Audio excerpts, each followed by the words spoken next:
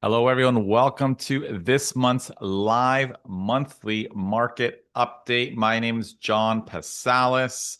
My team and I, for those of you who aren't familiar, work with buyers, sellers throughout the Toronto area to make smarter real estate decisions.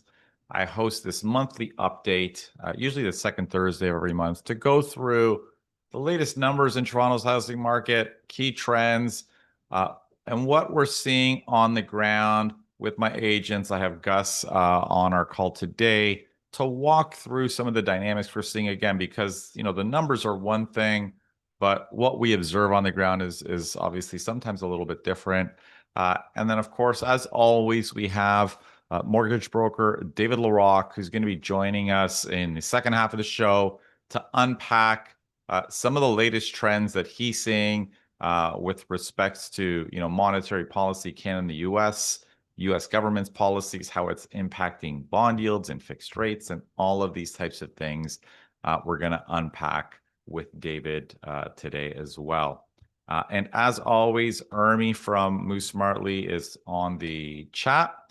If you have questions, you can just post them in the chat window, and we'll do our best to answer them. So I have a ongoing kind of 30-minute information session for people who are looking at buying and selling, effectively upsizing in a slowing market. You can click the link to that in the show notes below. Usually upsizing is very easy. You buy a home, you sell your current home, the market, it sells in a week. The market's a lot more volatile right now. These questions about what to buy first, or whether to buy first or sell first, are far more important. And, if we're navigating this market, there's a lot to do to kind of mitigate the risk and make the process go as smoothly as possible. And there's no one answer to everybody with respect to what to do. Most people are selling first and buying. I just helped a couple buy first and then sell. We sold pretty quickly. We're pretty organized. But again, I think a lot of this is about mitigating risk, navigating a volatile market, and knowing how to think about what you should be doing first and what are the things that you need to do to make things go as smoothly as possible. So I'm going to touch on a few things before we get into the actual stats. The headline from this month's report, which I published just before doing these updates, which you can find on Move Smartly, is more buyers, fewer homes, and GTA housing faces a new test. And what I mean by that, and we're going to see that as we go through the data, what's happening in the GTA right now is we have very, very, very soft sales volumes, both in condos and in houses. And we've seen inventory levels increase over the past couple of years. And this is, leading to, of course, a slower, more sluggish market. We're starting to see a little bit of pressure on prices as some people just need to move on and exit the market. So how the market plays out, I mean, it's the next couple of months will be, we'll see how it plays out. Usually July, August are relatively quiet months. Usually people who can't sell, take it off the market, relist in September. I think September is going to be an interesting market to see. Usually we see slight uptick in demand as buyers jump into the market. We'll have to see if that plays out this year and what inventory levels end up looking like. So the next kind of maybe 4 or 5 months of the year are going to be pretty interesting to kind of set the foundation for what 2026 is going to look like. And we'll, of course, be keeping an eye on all of the latest trends. Now, one important trend to keep an eye on is what is going on in the new housing market, in particular, the new condominium market. Last month, or not last month, in May, 42 condominiums sold in Toronto. This is basically the demand from people looking to buy condominiums has fallen off a cliff. The market is dead. No one is looking at buying. And again, the big reason is the prices that builders are trying to sell at are significantly higher than what the market is willing to pay. So no one's buying. So what is likely going to happen? Probably construction is going to fall off a cliff. And we're going to gradually over the next year and two see construction start to fall. And we're already seeing new home builders talk about and actually start cutting jobs because they can't put shovels into the ground. Their sales centers are dead. So we're probably going to start seeing more builders slash jobs, fewer starts in the future. And this I talked about on my vlog this week is, one thing I think we need to be very mindful of because this cycle puts, of course, more people out of work. I mean, even the federal government's actually talking about slashing jobs. And, when jobs are cut, unemployment increases. These are the trends that make housing impossible to predict what's going to happen. I mean, this, of course, it is unemployment that is oftentimes the biggest risk that can put downward pressure on prices because when someone's unemployed, there's certainly far more distress than need to sell to move on. They can't make their mortgage payments. So we're going to have to see to what extent this has a big impact or modest impact.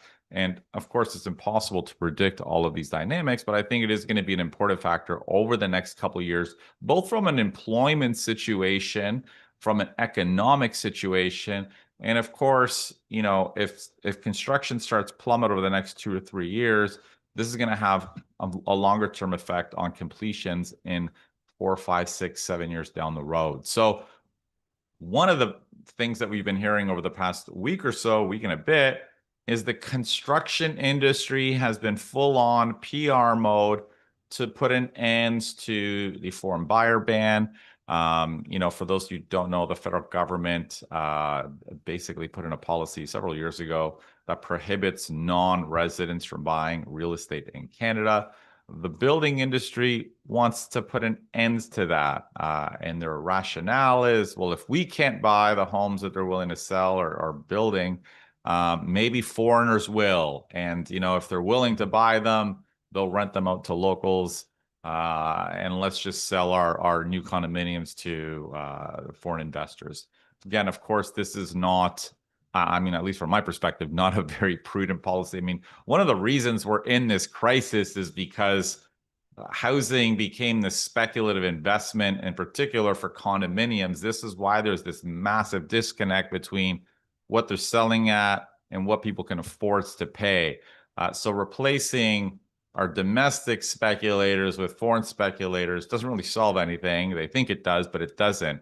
And quite frankly, it is the real estate industry that has been so promoting this idea that we want investors to kind of buy up our housing stock. That kind of got us to this place right now, with their whole industry basically in the gutter because no one wants to buy new housing. So again, not a plan forward, but again, I think this is another thing that we need to keep an eye on. Federal governments, policymakers will do all sorts of things to keep housing moving.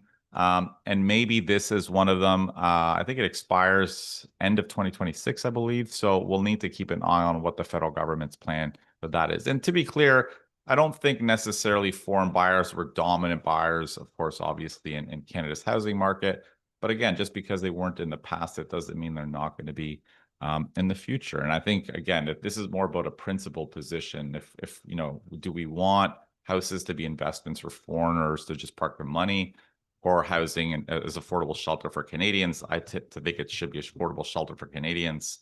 The real estate and building industry wants it to be a get-rich-quick scheme for investors. So very different visions. The last thing I want to touch on before we look at sort of the monthly statistics and bring Gus on is that rents in Canada are falling. I mean, this headline from the Globe and Mail that immigration caps are contributing to lower asking rents in Canada, according to CMHC. So certainly the federal government has pulled back on Canada's population boom. We're growing by 1.3 million people per year. At the peak, we're now down to about 500,000 and trending down, and will probably be zero growth maybe about 6 months from now or 9 months from now if things go as the market suggests. Now, there's a couple of things to keep in mind with this, and I've tried to talk to a few people about this. So when we talk about Canada's population growth going to zero, people think immigration is going to zero, and that is not the case. And the headlines, in some ways, are misleading because Canada is still going to have a relatively high number of new immigrants moving to Canada, just under 500,000, actually, maybe high 400,000s. But our population growth will be zero, or will likely be zero, because the number of non-permanent residents in Canada will actually be declining by roughly 500,000 people per year. So Canada saw a massive boom in the number of non-permanent residents. So these are temporary workers or temporary students. And this is the key driver of our boom over the past years. So the federal government said we need to scale that back quite a bit. So it's the non-permanent residents that will actually be declining. Of course, non-permanent residents are more likely to rent houses. I mean, they're effectively only going to rent houses because they can't buy houses in Canada. So this is why the decline is putting a little bit of pressure on rents. It's not just that decline. I mean, at least not in Toronto. Toronto saw a huge surge in condominium completions over the past couple of years. Virtually all of those are investor bought and owned and being rented. So we had this flood of listings, and this is putting downward pressure on rents as well. And when we look at the decline in rents, we're down around 11% from the peak. Average rents were just over around $3,000 per month in Toronto for condominiums. We're about 2650-ish or something like that now. So around an 11% decline from the peak of the market. And to be frank with you, I would not be surprised if we're going to continue to see downward pressure on rents. And I've kind of talked about this on the show as well. I think part of it will depend on the stock. Obviously, smaller units, we might see a little bit more downward pressure. You know, if you're renting a larger, spacious house, that market is actually moving a little bit better, especially in the city of Toronto. We've had clients who've been renting homes, and that market is still moving. But if you're looking at condominiums, yeah, I would not be surprised if we continue to see a little bit of downward pressure on rents. So again, if you are renting, this is an important trend, of course, as well, to be keeping an eye on. And this is one of the reasons why investors have started exiting the market, because no one wants to own condos that are seeing rents decline, prices are not increasing, and your cash flow negative. The signs are not great, and we have a ton of condominiums and rentals still in the pipeline. So in an environment where non-permanent residents are declining, we're going to probably see downward pressure on rents over the next 12 months or so, I would suspect. So we'll keep an eye on that. So let's just quickly look at the monthly statistics before we get Gus to jump on the call. So we're going to look at some of the stats for houses first. In particular, if we look at detached homes, you know, this is what's interesting about the detached home market for the Toronto area, is that this is pretty much the fourth year in a row where detached home sales are almost at 20-year lows. I mean, for the 3 of the past 4 years, they were at 20. Let me see, actually. I think almost all of them, actually, they are at 20-year lows now that I look at the data more closely.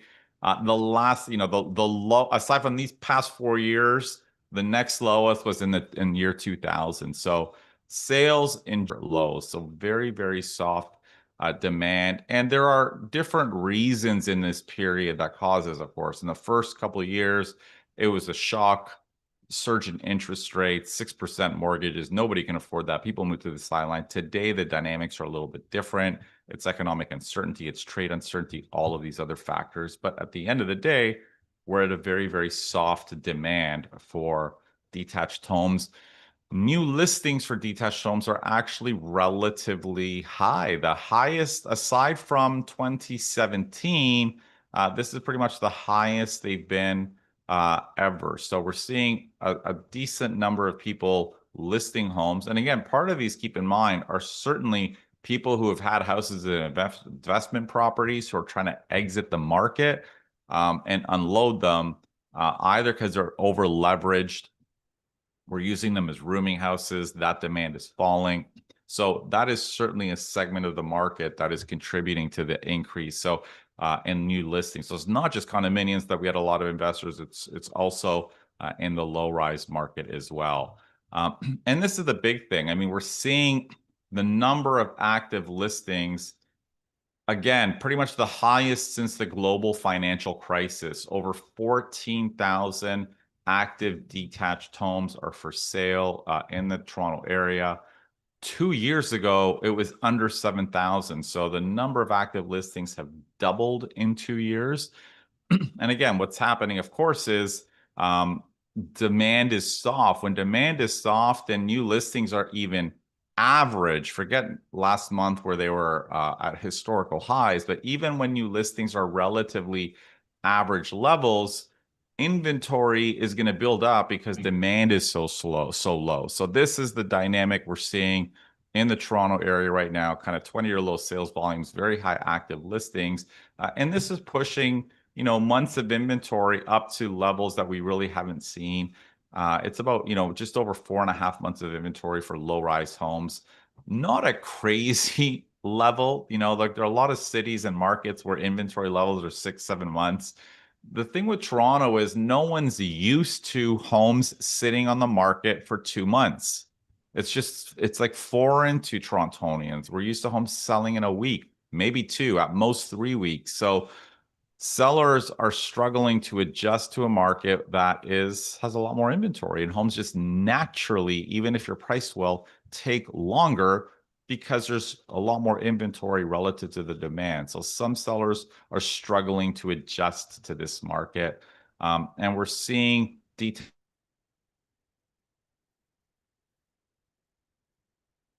or low-rise home prices, 3 million, but down around 5% year over year. Now, quickly look at the condo market. Condos also at pretty much a 20-year low. They're a bit higher in 2023, but 2020, the last 2 years have been really, really soft volumes.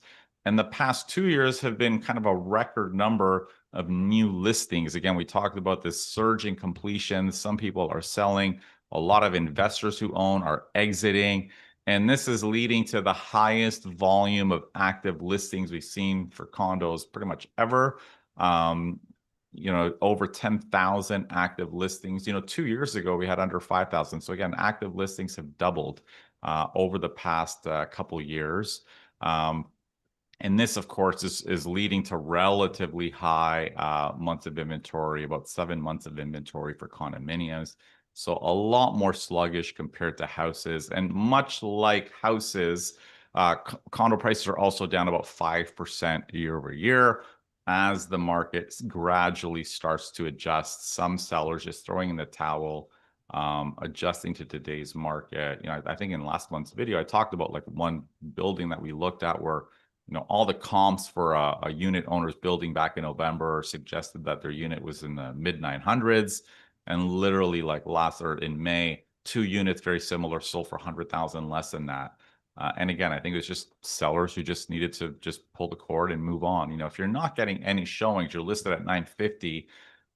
You get a lowball offer at 850 and you're desperate and you need to sell, maybe you take that. Again, this isn't the norm. Not everyone's taking that big of a price hit, but this is how we start to see downward pressure on prices. Price expectations change both from buyers and from sellers. So, and I think this is why I said it's going to be an interesting period over the next 2 to 3, 4, 5, 6 months till the end of the year to see how the market adjusts to these shifting dynamics. That's everything for the stats. I mean, Urmi, I don't know if we have any questions for that before we bring Gus on to chat a little bit about what he's seeing on the ground, what I'm seeing on the ground. Let's maybe jump in with a couple questions. I think you've touched on blanket appraisals before for condo closings. So just a question from Lauren Katz, are these still happening? And then go ahead. Okay, so on blanket, I'm going to focus the water. Just to unpack what blanket appraisals are, I mean, it's really, quite criminal, quite frankly, I think what is happening in Canada. So basically what's happening right now, a lot of the new condominiums that are completing right now, so units that were bought 4 or 5 years ago or 6 years ago that are actually being completed right now, they're not worth what the investor paid for them, right? So imagine you bought a pre-construction condominium, you paid 1.2 million for it, and you're about to get your keys now, and the bank says, wait a second, unit's not actually worth 1.2, it's really worth actually 900 grand. So normally, if you paid $1.2 million for a home and the bank says it's only worth 900,000, you'd have to come up with an extra $300,000 to cover, basically, I mean, to keep it simple, to cover the difference between what you paid and what it's worth. You have a basically like a capital call. You have to come up with cash to cover that difference because the banks technically usually only gives you a mortgage on what the property's worth of the 900,000, not on what you paid, which is 1.2. This is how things normally work. This happens even in resale homes. If you go to, spend a ton of money on a home, get caught up in a bidding war, spend $300,000 more than it's what it's worth, you're going to have a hard time getting a mortgage. So this is very normal that banks basically finance on the appraised value, except for new condominiums. And what banks are doing now is saying, you know what, we're going to ignore what the unit's worth.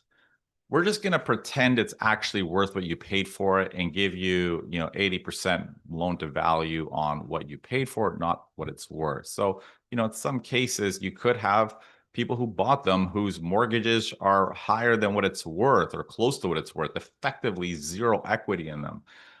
And banks are doing this not so much to save the investor, but to save themselves because they finance the project and they want as many people to close as possible so they can get their money out of the project. And this is largely why the big banks in Canada are doing this. They're basically breaking banking regulations to ensure that basically the projects can close. So that's basic. So yes, that is happening. And I think it's unfortunate. It's just the government kind of stepping in to kind of keep prices really the condo market stable is what we're finding. All right. And the follow-up question, John, and I don't know if this is something you want to revisit after talking to Dave, but Digo Doom, guessing that's not, I don't know if that's a full name there, asks a question really about contagion. So thoughts on the order of devaluation by housing type and number of beds. So if we're seeing the decrease in price felt in the one bed dog crate unit, I think that's the 500 square foot, 600 square foot, small condo unit. Would Yeah. we eventually see this downtrend eventually reach semi-detached homes? So again, this concern, can trouble in one part of the market spill over into other sections? That's a very good question. And I think it's in theory, yes. Like in theory, a down market for small condos could pull down other markets. I don't know if that's necessarily going to happen. Um, okay, let me unpack it. I think the bigger impact is if that happens, it's probably more behavioral. So and what I mean by that is if the sentiment shifts and people are worried the market prices are going to fall, I mean, just the expectation that prices will fall could lead to prices falling, quite frankly. So I don't think technically, like at the end of the day, a 500 square foot condo is not a substitute for a 1,500 square foot 3 bedroom home, right? The demand for those are quite different. They're not, one doesn't replace the other. So in theory, like I can't imagine it should have much impact if we see this oversupply of micro condos. But again, the situation where what is just if public sentiment shifts, right? If people think house prices are tanking because they hear about the negative news in condos and they think it might have a spillover effect. This is why it's hard to answer these questions because sometimes markets are driven by sentiment and the mood and expectations of people.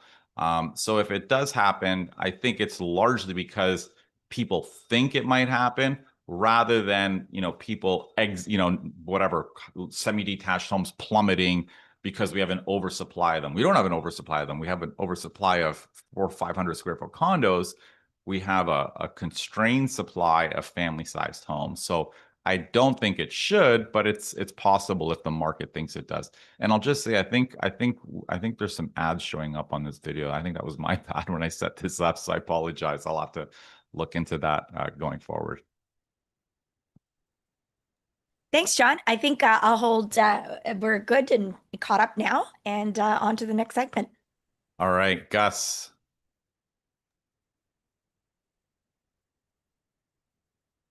Hello. Hello. Gus is a very busy real estate agent working hard at the hockey rink today on this warm July day. Um, No, there's no way I could convince my 11-year-old to skip hockey camp. So okay. here I am. Good for you. Good for you. So let's just chat a little bit about what you're seeing on the ground. I mean, obviously, I'll share some of my thoughts, but curious to see again what you're finding from your perspective. Yeah, for sure. I mean, listen, the market, as you outlined, is very slow, and there's a lot of inventory.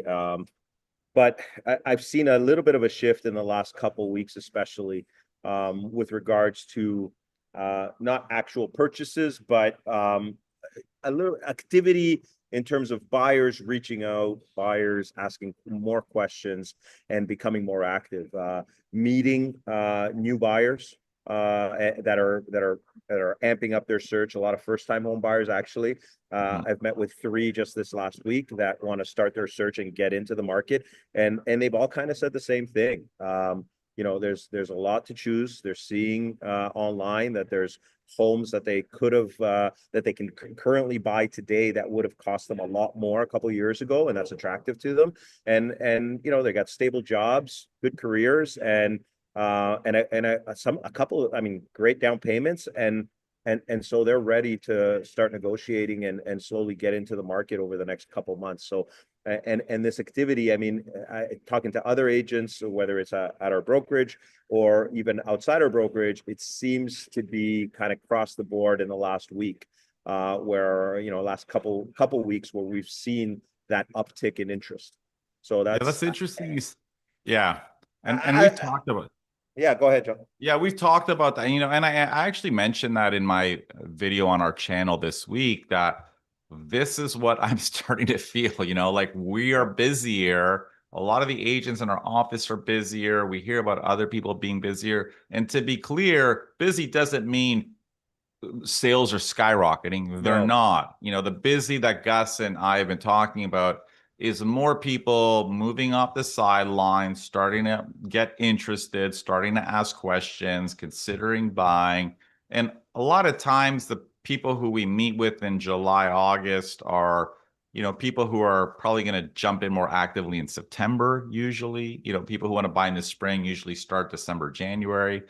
Um, so yeah, I'm starting to see the same thing. And again, I don't think this is, this I don't think it necessarily means the market's going to take off in no, September, no, but it's not. I wonder if things are going to be a little bit busier than they are today. And I'm starting to hear similar things. And again, I think I'll add to that. I think most of what I'm getting and hearing from it, I'd say, is more in the low rise segment rather than condos. I don't know if you're seeing the same thing, but like low rise meaning semis, detached houses, a little more interest than in condos. Condos a little bit, not as many people. I'll agree with that, but there are people that are looking at family condos, 2 bedroom, two Yes. plus ones, and 3 bedrooms. I Mhm. recently sold one at High Park in 2 days. I mean, it was a sought after building that does really well, steps from High Park and High Park Station, but we had 10 showings in two Mhm. days and a That's couple crazy, actually. offers. Yeah, for a 3 bedroom, $1.2 million condo. So those are still doing fine, but we also priced right. I mean, the interesting thing is there was a comparable that sold 1350, and it was a little bit more updated than ours. But my seller is really savvy. We really understood what was going on in the market. There's a 2 bedroom in a similar building that's been sitting forever because they're not priced right. So we said, okay, let's price right. What does that mean? It means we have to go sub 1.3 and show that we're pricing below the comp that sold a couple of months ago. And it Mhm. worked because I got compliments from agents saying, you know what? My clients pointed it out right away, and they're like, look at this one. It's under 1.3. Let's go see it. And you're priced right. And, you know, so it worked out really well. And I think that's an interesting story. Again, I think this is, again, the disconnect sometimes between what people see, read in the news, reading the headlines versus what's happening. Yeah, the condo market's slow. It doesn't mean every condo is dead and they're not getting No, showings. And I've talked about this in the past on the show, that larger units are definitely getting more activity than the 400 to 500 square foot condos. And again, if you are in a niche building in a niche location, the unit Gus is talking about is in Hyde Park. There's not a ton of condos. That building and unit has to be a larger family sized unit. You're not getting a house, a 3-bedroom home in that area for 1.2 million, but you're getting a spacious condo. So some segments are a little bit busier than others. It's also, I'm also seeing a funny thing. I mean, this happens every year, but for it to happen now at this time of year is kind of, it's interesting. Just so the viewers understand, us as agents, we go book showings for a property and show it to our buyers. But our name is in the database of that listing, and any alerts that pop up on that listing, if it's but there's a price change or if they get an offer, we get alerted. Yeah. And I've gotten 4 or 5 alerts in the last couple of weeks of homes I showed. One of them, I think, I'm like, what is this? And I had to go back. It was like 6 months ago. So like these are homes that they've been sitting on the market, they're stale, they've either repriced or relisted, and now they have offers. I got another one this morning, like, hey, we got an offer at 2 p.m. If you're interested, bring us your offer. So, and this is old inventory. This isn't new inventory. So they're not selling quickly, but all those homes that were sitting, now all of a sudden, you see that little bit of a blip where this is the first thing that I find usually happens before you actually see the buyers and the showings really pick up. And it's funny because we're going into July and August, which is traditionally really, really dead. We all know that. So it'll be interesting to see, is this just a blip till the end of July and then it's going to be Deadsville for August? Yeah. Or are some savvy buyers kind of really understanding that, okay, I can get a really good buy because prices are down considerably, and I could maybe even get a better buy if I shop in August, which is most of the buyers are away on vacation or non-existent. So it'll be interesting to happen. But I agree. I think it's not crazy, but I do think the feeling is what I'm seeing, September, October fall market will be a little more active than it has been the first 6 months of the year anyways. Yeah, I tend to agree. Urmi, I don't know if we have any questions from the chat. We do. And we have a question for John and Gus in particular. Pull out your crystal balls. Adriano wants to know, you've talked about where you think sales activity might be, but where do you foresee detached home prices being in Toronto 1 year from now? Oh, gosh. I knew that would get a, oh, gosh. I mean, listen, I'm not, even though, and this is the funny thing about doing this stuff online, we're kind of talking about how we're feeling the market's busy. I think some people sometimes interpret that like we think prices are going to be up 10% next year. I don't think prices are going to be up 10% next year. I don't even know if they'll be up very much at all. You know what I mean? Like, I think a busier market just can mean homes are selling a little bit faster, aren't sitting in the market as long. Even when the market is quote unquote busier, I suspect what's going to happen, I don't think we're going to see much growth, because I think even if the market does pick up a little bit and inventory slows down, even if we start to see a few more multiple offers, I don't think people are throwing money around like it's 2021 or you know what I mean? Like it's just not, I don't see that happening. I think, there are periods when the market's kind of slightly tightly supplied and there are homes with a decent number of multiple offers, but the offers they get are very conservative, right? And, not aggressive and sometimes below what we would expect. So I wouldn't necessarily assume when we talk about a slightly busier market, it's like prices are on fire. Will they be up 3% or down 3%? Very possibly. I don't think they're going to be up 10%, and I'd be surprised if detached are down 10%. I think this is what a lot of people are expecting them to fall 10%. I'm not convinced that's going to happen. So I think my baseline is probably going to be flat-ish, I would think. I don't know, Gus, what do you? I agree. I 0 to 3% max. They might even be down 1 or 2%, but that's kind of generally where I see freeholds being. Are there those really unique ones that are situated in a specific area, specific neighborhood with a fantastic renovation that will sell quickly and for a little bit more in the spring of 26? Sure. But I would say 95%, yeah, it's gonna be in that 0 to 3%. I mean, and on your point on buyers offering and not being able to offer, I mean, I don't want to get too much detail because it's a live listing, but I have a listing that's up where the buyer offered 30% below Oh, wow. list. And when I inquired from like my client was obviously insulted and like, are these people nuts? Even if I'm priced high, like, whoa, this is, and when I had the conversation, like town homes were selling in this price range versus the detached 3,000 square foot home that we have on the market. And the comment from the agent was, well, they can't really afford for your listing. They just want it. So they're hopeful that in this market they can get something like this. So we're trying. I'm like, so that's the mood of the buyer, and they know they're smart. They know they're in control. There's not a lot of buyers out there. And I remember, I mean, it's not long ago, I would have buyers that I would encourage to offer on a home that was sitting on the market and say, just throw them a number. You never know when the market was busy. And they'd all be like, no. We don't want to insult them. That's not gonna happen. And now it's like, well, let's just throw a number and see if it sticks because they might be desperate or who knows, right?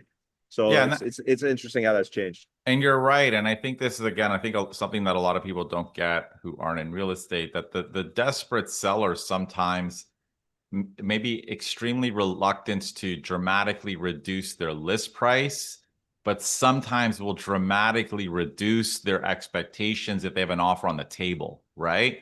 So if you're listed for $1 million, the seller may be very reluctant to, drop their list price down to 850 or 900 or something like that. But if there's an offer on the table, it's the only one. Will they take 900? Maybe. So what they're willing to accept is not necessarily reflected in the list price. Is what I'm saying. So anyhow, yeah, and I do think a lot of buyers are fishing out there to see who is very motivated. Big time. Anyhow, that's super interesting. Urmi, I don't know if I have any other questions. I know Gus is going to expect a gang of kids to flood into his venue shortly. Yes. Are we waiting for Dave? No, David's here. So why don't we wrap up, Gus? Thank you so much. Yeah. And I have a few other about the market, but I think Gus did a great job of talking about, the different segments of the market. So hopefully, Tulshin, that answers your question. And we can regroup after your segment with Dave. Thanks, Beautiful. Gus. Thanks, Gus. Thank you, guys. Have a good day. Mr. Larock. Hello. How are you? I'm good. How are you? Thank you again for joining us. I'm looking forward to hearing your thoughts on the latest trends. I mean, economically, before we start and how it's going to impact rates, before we even chat about Canada, I'm kind of curious to hear your thoughts on the US, because we know obviously what's going on in the US and their economy, monetary policy, and in their bond market kind of translates and spills over into Canada. So, what are we seeing or what are you hearing from the US, from the Federal Reserve? And how is Trump's big, beautiful bill going to impact the outlook for interest rates over the next while? Well, that really is the story right now, John. Our government of Canada bond yields get pulled along. They're highly correlated with U.S. Treasury yields. So whereas our variable mortgage rates move when the Bank of Canada changes its policy rate, and the Bank of Canada will obviously have its primary focus on our economy. Fixed mortgage rates are priced off of government of Canada bond yields, which get pulled along by U.S. Treasuries. There's about a 93% correlation between U.S. Treasury yield movements and government of Canada bond yield movements going back many years. So we have to pay attention, certainly when it comes to fixed rates, with what's happening in the U.S. And the big beautiful budget has created a big beautiful deficit. The deficit in the U.S. right now hasn't been this high, and just for those who aren't following this as closely as we are. A deficit means the government is spending more than it takes in, and that adds to the debt. So the U.S. has a certain level of debt, which is pretty high. And every year when there's a shortfall in the budget, called the deficit. It adds to the debt each year. So right now, the U.S. deficit is as deep as it has been since the end of World War II. And remember, at the end of World War II, there were all these soldiers coming home. There'd been all this spending related to the war. The government hadn't been, the economy hadn't been able to operate normally. So of course there was a large deficit because the government was supporting all those soldiers returning home and the economy was recovering from the war. The U.S. isn't really at war right now, and the U.S. isn't even in recession. So this is really uncharted territory, and the bond market has taken note. People expected rates to fall with Trump's tariff announcements. It was expected that the U.S. economy would slow. That hasn't happened yet, although there's quite a debate about whether it will. Some people think, well, it hasn't happened yet, so it's not going to happen. The slowdown hasn't happened yet, so it's not going to happen. Others are saying this is the Wile E. Coyote moment where the coyote's already run over the side of the cliff, but he's not looking down yet. And so there's this delay. And as soon as he looks down, he's going to fall. Here's an example. The latest U.S. employment data came in a little stronger than expected. The U.S. economy generated about 145,000 new jobs, according to the release, and the market expected about 135. So some people celebrated. They said, this is great news. It's confirmation the U.S. economy isn't being negatively impacted by tariffs. Other people said, well, hang on. First of all, there was a lot of inventory accumulation ahead of the tariffs, and then they got delayed. So now we're not really sure what the impact of the tariffs will be because it's being spread out a little bit. Other people have pointed out, the employment data are based on a lot of plugs. It isn't like they have a way of tallying how many new jobs were created each month. They call some companies, they have some methods they use to check, but there are a lot of assumptions that they plug into their numbers each month based on demographic changes, immigration rates, certain industries and what they've done previously. And those plugs that literally are inserted into the data, just arbitrarily shoved in there. And again, the headline goes out, and if it's more than expected, everybody reacts to it. But those plugs in the data are generally reliable when the economy's chugging along in a pretty stable state. They make seasonal adjustments for whether it was winter weather or summer weather or how much traveling people do, or there's all kinds of adjustments. But they do a poor job of forecasting when there are turning points to the economy. If we are now at a point where the U.S. economy is slowing sharply, you will not see it right away in the data. Employment data is a great example because they're still using those plugs when in reality, those plugs are glossing over deterioration. When you look at there's an ADP payrolls report, which was minus 33,000, and a lot of people are pointing to that, saying that's what's really happening in the economy because the ADP payrolls report measures how many people are actually getting pay in a month, and that's a more accurate indicator. So we may get substantial revisions. And by the way, we've seen a lot of revisions to the U.S. employment data, negative revisions generally. Last month, there were some small positive ones, but the big revisions in the last 6 months have all been negative revisions where they said we overestimated, and now we need to recalibrate lower. So long story short, there's debate about whether or not the U.S. economy is going to slow, but there's no debate about the record levels of deficit that we haven't seen since World War II, the big, beautiful budget, which is going to massively increase spending, including extending tax cuts that were supposed to be temporary. But the bond market has taken note. That has caused U.S. bond yields to rise. That will pull Government of Canada bond yields along for the ride, and that means fixed mortgage rates aren't going to drop. And every borrower I talk to says, I hear rates are going down. And it seems like the narrative hasn't adjusted, but the reality is the bond market is pushing yields up, and that has been happening for some time now. So if anything, there is a slow grind higher in bond yields, and because fixed mortgage rates are priced off of bond yields, that suggests that the big drop in fixed rates that everybody has kind of been talking about at cocktail parties, there's no proof of that. And by the way, there's an old rule that when everyone thinks something's going to happen, something different happens when it comes to financial markets. And this would be in keeping with that well-established rule of thumb. Interesting. So in the months ahead, I think, so what you're saying is we should be expecting potentially and likely slightly higher fixed rates. In part, or a big part of it, is what's going on south of the border. Now, one thing I'm curious about is to what extent, and we've heard this with the tariffs, will inflation be a factor? It hasn't seemed to be a big concern yet. And specifically the role that tariffs are going to have on, and put inflationary pressure on goods.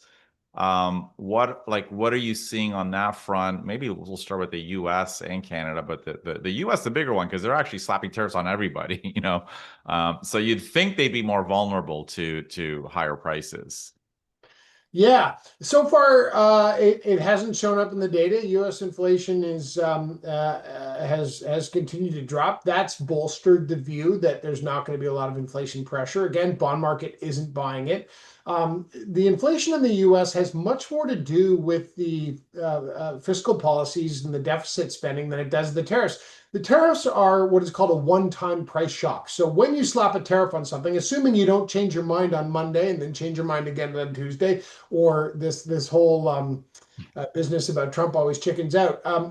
If we knew what the tariffs were, if everybody was going to have to get slapped with a 10% tariff, and it happened on January 1st, that would be a one-time price shock. It would probably not feed a whole lot of additional inflationary pressure. It would be what's called a one-time shock.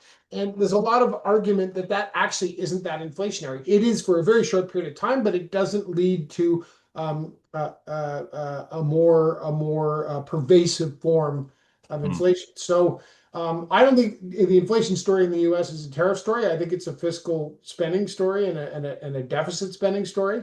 But there's no question that the market expects the U.S. is going to have more inflation, regardless of what the data currently say. And we will import that inflation over time because we have a lot of trade with the U.S. So that is not a good sign for the Canadian economy. And the Bank of Canada is quite concerned because our core inflation measures have risen. I'm not as concerned about inflation in Canada. I think our economy is showing more signs of slowing. The main causes of inflation are rents and mortgage rates, and those have fallen and suggest that some of that key pressure will be alleviated going forward. Also, wages have cooled. They're still in the 3.5% range average wage growth, but that's down from 5%. And I think the Bank of Canada has more room to cut. So interestingly, while fixed rates are probably going to grind higher, or at least not drop as expected, I think the Bank of Canada, realistically, I expect more cuts by the BOC. What's interesting now, though, is you aren't seeing a consensus there. RBC issued a report. Their chief economist said that they don't think the BOC is going to cut anymore. They think the BOC is done and its policy rate is stopping at 2.75. The other banks think we'll get, well, Scotiabank thinks that we're getting all the way down to 2%. I subscribe to that theory. Interestingly, over the last 5 rate cut cycles stretching back 25 years, the BOC's policy rate has always dropped to at least 2% every time. We're currently at 2.75. I see a lot of economic slowness, and I think the inflation pressure will ease because mortgage rates have fallen from their peaks, and that isn't fully baked into the inflation data yet. And also, rents are falling now. And right now, the way that rent prices are calculated, looking back, they're still actually having an inflationary impact on the data, but the real rents that you and I see on a daily basis are falling, and there'll be a lag before that impacts the inflation data, but we know it's coming, and so does the Bank of Canada. And if they're going to skate where the puck is going, they can look through that. So then why from some position like RBC, why did they think the Bank of Canada is done? I mean, because what you're saying is, we're going to see inflation gradually dip over the next little while, partly because rents will continue to, dip a little bit, mortgage rates and the impact it's having on inflation. So, for those who are watching, the Bank of Canada technically sets their policy rate based on inflation, stable prices. So, if inflation's kind of dipping a little bit, they have a little bit more room to drop rates. Now, why does the RBC think they're not going to cut? Especially in an environment that's weak, and if inflation's dipping and the economy is softening, why do we have some people thinking we're done with rate cuts? Two things. And again, people should read the RBC report themselves. But if I was to summarize, I would say there's two main differences of opinion. Number one is that RBC thinks that inflation pressures will remain at a level that will give the bank pause and remove some of the flexibility the bank has to lower its policy rate. And also, there's debate now about whether or not all of the tariff stuff with Trump is going to get worked out. And if these bank economists feel like there's now more clarity on what tariff policy will be, then maybe they're willing to be more optimistic about our economic trajectory. They know more than we do. Carney is a friend of every chief economist at the major banks from his time as at the Bank of Canada. But the reality is, John, I think Trump creates so much uncertainty and chaos that it's hard for me to see businesses having a lot of confidence. And when businesses don't have confidence, they don't invest in productivity improvements and capacity expansion. And when businesses aren't investing, the economy is not humming along. And for a long time, we had poor business investment, and we had our exports were kind of up and down. And the thing that really drove our economy was robust housing activity. I don't think we're getting a crash in housing, but I don't think housing is going to be the engine that drives our economy. And if businesses aren't confident, they're not going to pick up the slack. And I don't see exports pulling us along either, because with all the tariff uncertainty, trade has been negatively impacted. And so where's the catalyst? Where if you're going to be optimistic and say, well, this trade stuff will get worked out and the economy won't be as weak as expected, and maybe the BOC won't need to cut because the economy is going to be better than expected, then the real question I would ask there is, where's the catalyst? Because I don't see it. That's helpful. Urmi, maybe we'll bring you on to see if there are any kind of questions for David or for myself. I think, David, you answered a question about why some think cuts are still in the offing. And the other two questions, John, are a little bit more about the market. So maybe I'll just ask them because we're coming upon our hour. Sure. There's two questions that I think are interesting. Diego asks, what do we know about the behavior of boomers, given that many have already retired or will retire in the next 5 years? Are we seeing them downsize, stay, or pass on as an inheritance? In other words, all this uncertainty, it's even hitting parts of the market that may normally downsize. But is this changing their plans? Well, I mean, what we've seen with the boomer generation is none of them wants to downsize. I mean, that's the general trend. I mean, you'll have one or two people basically living in a 3,000 square foot, 4-bedroom suburban home and refuse to downsize. So at some point, some obviously will. The challenge, of course, with them as well is deciding where they're going to downsize to.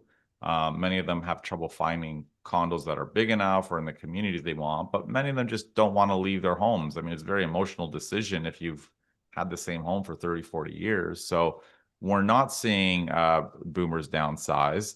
And of course, obviously, one thing that's going to be interesting in the next 5 years, if they do, to what extent will that impact housing? Eventually that's going to be people who are overhoused, and eventually their houses will be going on the market, and in an environment, if population growth remains softer, that that might kind of lead to a little bit more balance in the market.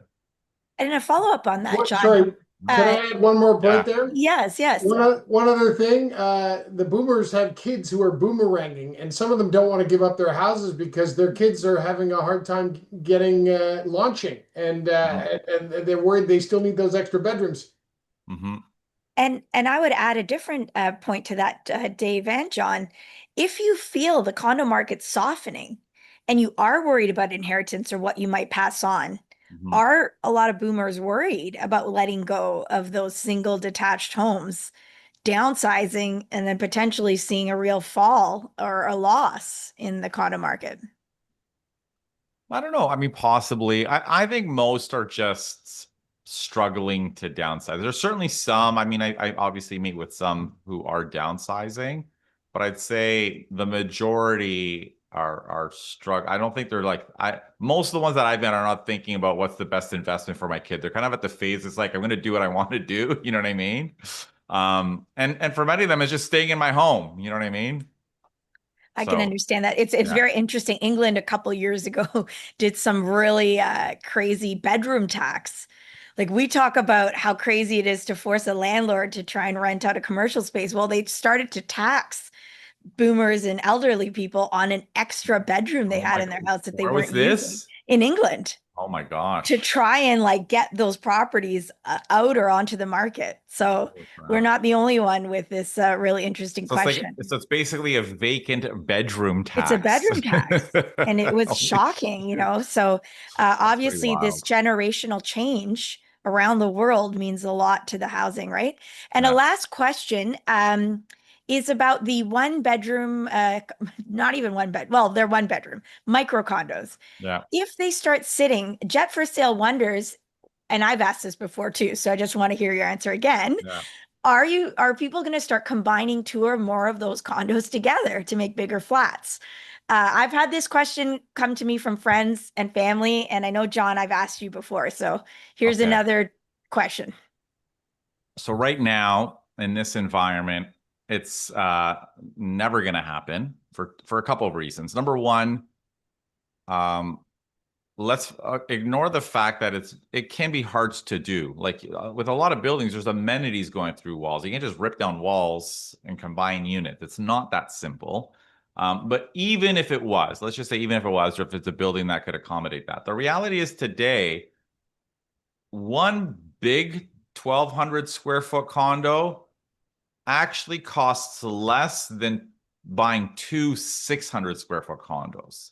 And by that, I mean the price per square foot for the small units is usually a little higher than for the big unit, right? That's the way it's always been. So why would you spend more money on 2 600 square foot condos? And you haven't even renovated yet. You haven't teared down a wall. It doesn't make sense. So I think, you know, where that might happen is and I think, you know, I don't like making predictions, but I would not be surprised over the next few years if we see a shift where the larger condos are actually selling more per square foot than the micro ones, right? So going back to, you know, someone asked, well, is it possible for micro condos to fall and semis not to fall? And yeah, it is technically, but similarly, it's possible to see micro condos fall at a faster rate than large condos because we don't have a lot of large family-sized housing, whether it's low rise or condo. So again, it's not a prediction, but I would not be surprised if 2 or 3 years from now, the 1,200 square foot condo is selling more per square foot than the 500 square foot condo. I would not be surprised. And I take back. So and I think you're on mute, but in that environment, you're spending less for those units. And if it's in a building that can accommodate merging units, maybe it's more possible because you're spending less for those smaller units. Any chance builders holding on to a lot of inventory might try to do that if it gets very dire? No, I don't think so because if they're built inventory, I mean, maybe, but again, I think the market's not quite there yet. Like you need price. There's just people can't afford what they pay for them. And even with their pre-construction inventory, there's just still too much of a disconnect between what they need versus what people are willing to pay. Right. Well, thank you. I think that takes us to the hour. So thanks to Dave and John, as usual, and to all of our listeners and watchers for their amazing questions, as usual. Thank you, everybody. We'll see you all